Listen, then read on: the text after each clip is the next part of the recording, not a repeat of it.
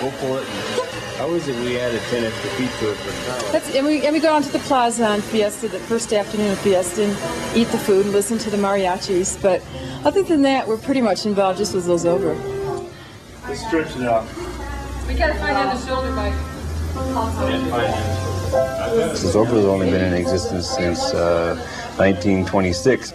The idea originated by an artist named Will Schuster.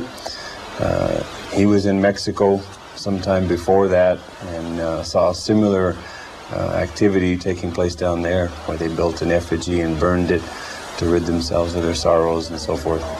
And so he came up with the idea of this effigy symbolizing gloom and sorrow and troubles.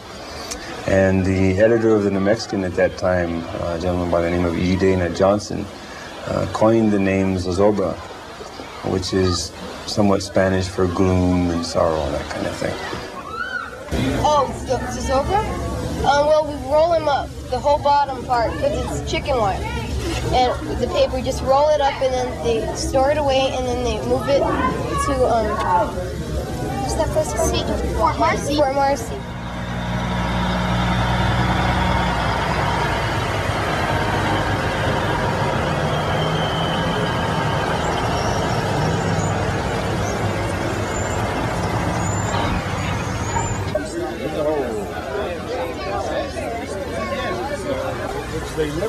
They'll be doing it in Manhattan.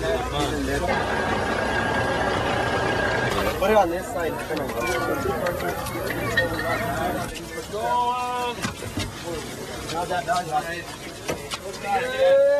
Zozobra's a great party for the most part.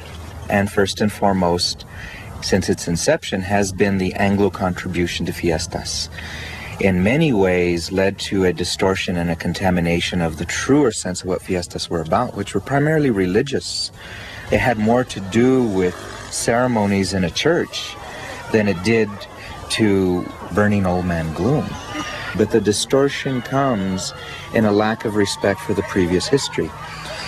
Zozobra now is on display in pictures of it in a museum in London, I'm told. And under that picture in this museum display, it says, based on an ancient Aztec ritual.